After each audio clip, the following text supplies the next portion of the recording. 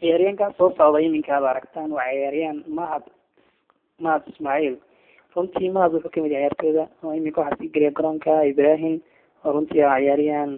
aad iyo aad noo soo booqday maanta inuu la maalmeeyo waana ciyaaryahanada ugu sareeya xaafadeen haddii aan runta ka hadalno runtii iminka kubadda waxaa sitaa sidaan aragno kubadii cirka ayay runtii ku banqantahay sida madax ku baasay Axmed baa ku soo celiyay runtii meel ayaa celiyay kubadii qaalib guri ayaa iminka sitaa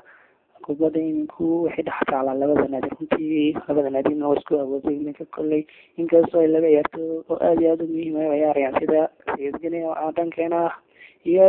iyo Ibrahim oo naadiga kale runtii kubadda iminka Axmed baa sitay shaqada iminkaas كل بحث على شهر ثانية كبدي من كذا كنت كبدي على العلي كنت كبدي وحيتها كبدي هذا ما توكل على الجوية كبدي العلي كنت وحيتها حمد غير يلا صوت علي لكن ولا يعني كنت